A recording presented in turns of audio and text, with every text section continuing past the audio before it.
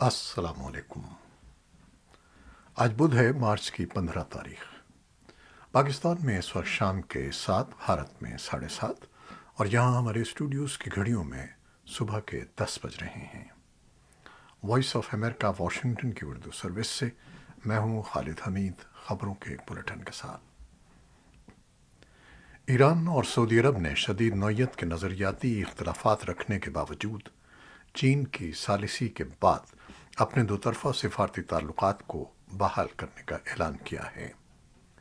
تجزیہ کاروں اور مبصرین کا خیال ہے کہ اس میں بھارت اور پاکستان کے لیے بھی سبق موجود ہے، جو ایک دوسرے کے پڑوسی ہونے کے باوجود ایک دوسرے سے قطع تعلق کیے ہوئے ہیں، جس سے دونوں ممالک میں تجارتی، معاشی، ثقافتی اور سیاسی تعلقات منجمد ہیں۔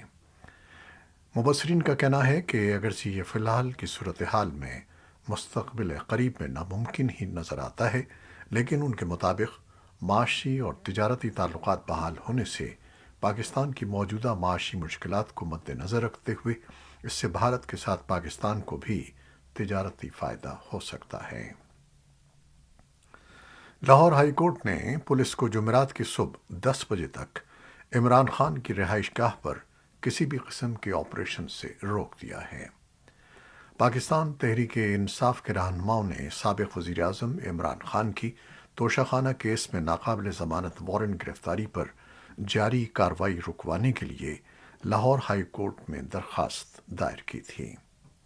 لاہور ہائی کورٹ کے جسٹس طارق سلیم شیخ نے سماعت جمعرات کی صبح 10 بجے تک ملتوی کرتے ہوئے پولیس کو حکم دیا ہے کہ وہ مال روڈ، کینال پل، دھرمپورہ اور ٹھنڈی سڑک پر 500 میٹر دور رہے۔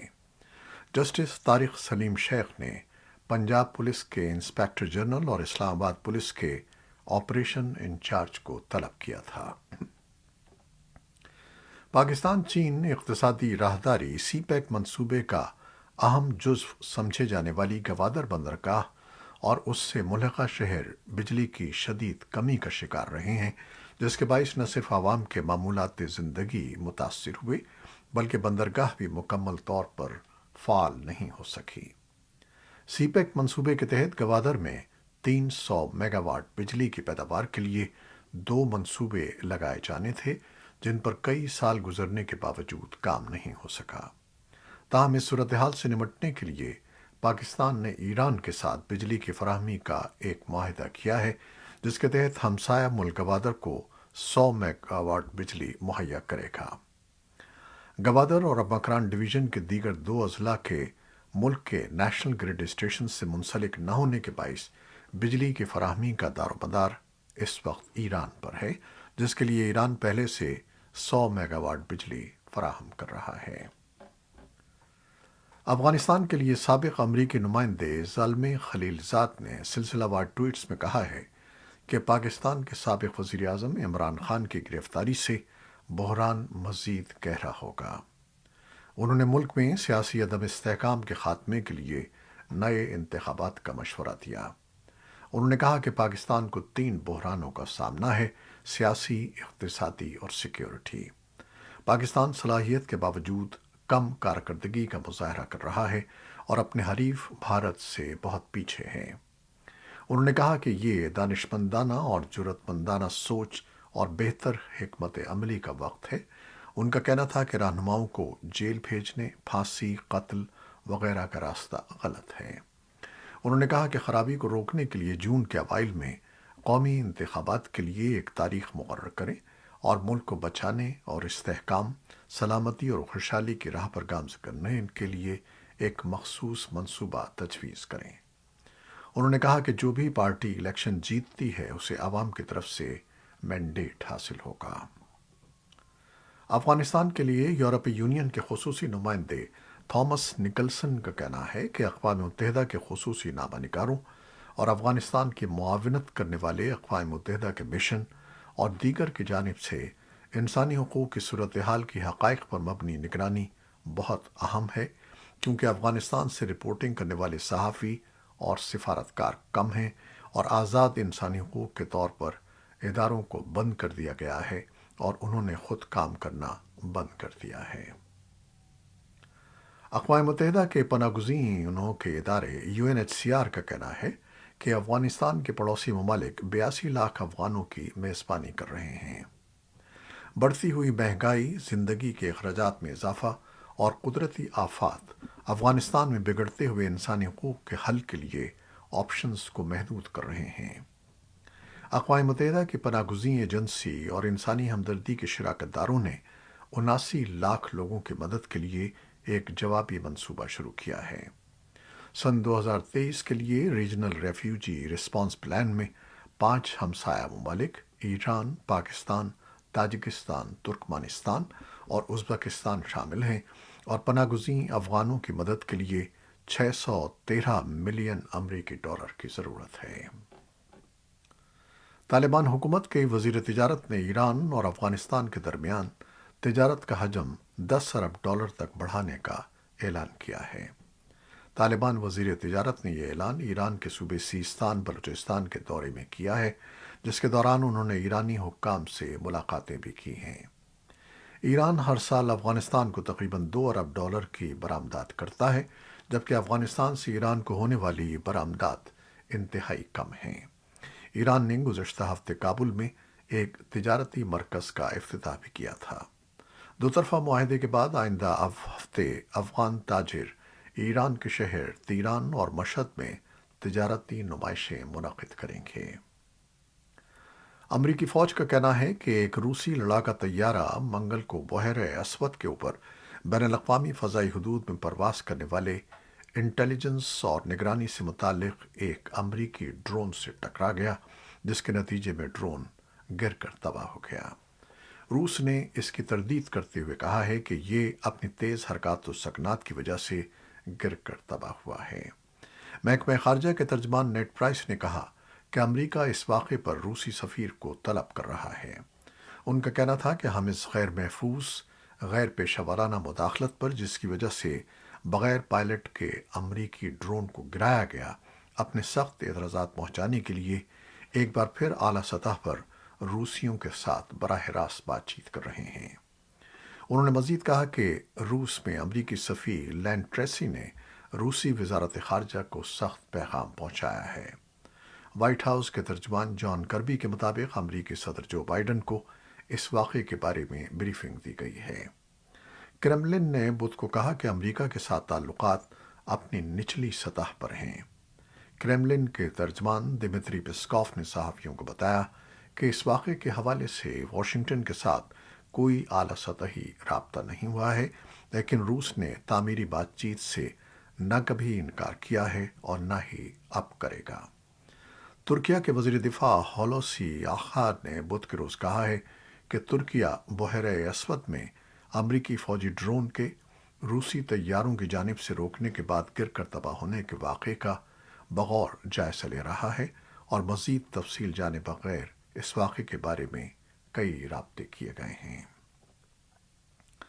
امریکی صدر جو بائیڈن نے منگل کے روز ایک ایگزیکٹو آرڈر جاری کیا، جس میں وفاقی ایجنسیوں کو دونوں پارٹیوں کے منظور کردہ گن کنٹرول قانون کے نفاذ پر جلد عمل درآمد کی ہدایت کی گئی۔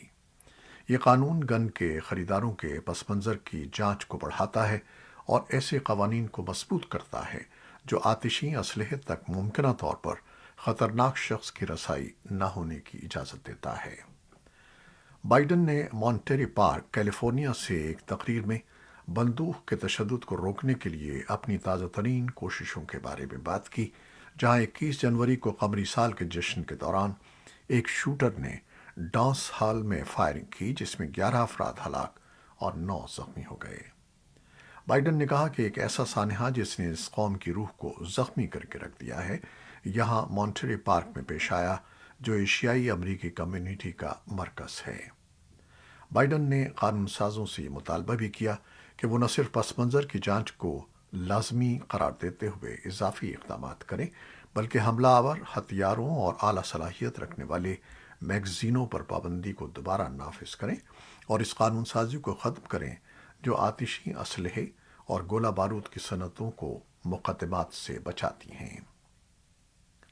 امریکی وزیر دفاع لائٹ آسٹن پینٹاگن سے آج بدھ کے روز ایک ورچوئل اجلاس کی میزبانی کر رہے ہیں، جس میں 50 ممالک کے دفاعی حکام شرکت کریں گے۔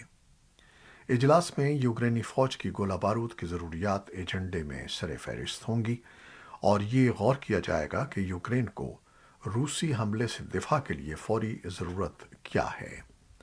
پینٹاگون کے ترجمان بریگیڈیئر جنرل پیٹ رائڈر نے منگل کو صحافیوں کو بتایا کہ ہم اس مہم کے آغاز سے ہی اس بات کو یقینی بنانے کے لیے ہر ممکن کوشش کر رہے ہیں کہ ہم یوکرین کی ضروریات کو پورا کریں، چاہے وہ گولہ بارود ہو یا وہ فضائی دفاع ہو یا ہتھیار۔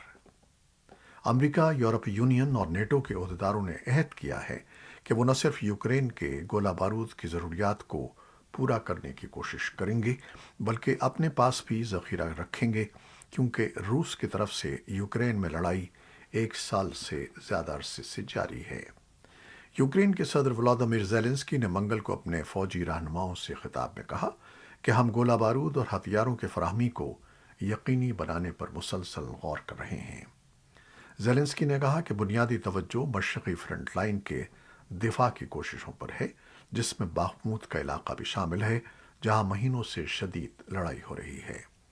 انہوں نے کہا کہ یوکرینی فوجی رہنماؤں کا واضح موقف یہی تھا کہ اس محاذ کو مضبوط کیا جائے تاکہ قابض روسیوں کو زیادہ سے زیادہ نقصان پہنچایا جا سکے۔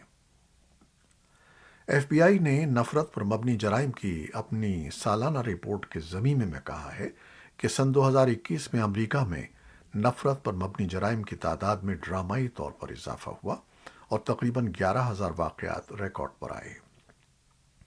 سن 2021 میں نفرت پر مبنی جرائم کے 10,840 واقعات رپورٹ ہوئے تھے۔ اپ ڈیٹ رپورٹ کے مطابق اس سے پچھلے سال رپورٹ کردہ 8,263 کے مقابلے میں 31% اضافہ ہوا ہے۔ ایف بی آئی نے اس سے قبل نامکمل اعداد و شمار کی بنیاد پر سن 2021 میں نفرت پر مبنی جرائم کی تعداد 7,262 بتائی تھی۔ کیلیفورنیا اسٹیٹ یونیورسٹی سین برنارڈینو میں نفرت اور انتہا پسندی کے مطالعے کے مرکز کے ڈائریکٹر برائن لیون کے مطابق سن 2021 میں نفرت پر مبنی جرائم میں اضافہ 3 دہائیوں میں سب سے زیادہ تھا۔ سری لنکا میں سرکاری ملازمین نے انکم ٹیکس اور بجلی کی قیمتوں میں اضافے کے خلاف ایک روزہ ہڑتال کی ہے۔ ہڑتال کرنے والوں میں ریلوے، محکمہ صحت اور بندرگاہوں کے ملازمین شامل ہیں۔ سری لنکا کی حکومت دیوالیہ ہو چکی ہے اور اسے مالی بحران سے نکلنے کے لیے IMF پیکج کی منظوری کا انتظار ہے۔ حکومت کا کہنا ہے کہ $2.9 ارب کا IMF پیکج حاصل کرنے کے لیے مجبوراً ٹیکس اور بجلی کی قیمت میں اضافہ کیا گیا ہے۔ ایک برطانوی تحقیقی ادارے کی رپورٹ کے مطابق غیر قانونی ماہی گیری عالمی سلامتی کے لیے بڑا خطرہ بن رہی ہے۔ برطانیہ کے رائل یونائٹڈ سروسز انسٹی ٹیوٹ نے اپنی رپورٹ میں کہا ہے کہ غیر قانونی ماہی گیری سالانہ اربوں ڈالر کی ایک عالمی صنعت بن چکی ہے، جس کا منظم جرائم سے قریبی تعلق ہے۔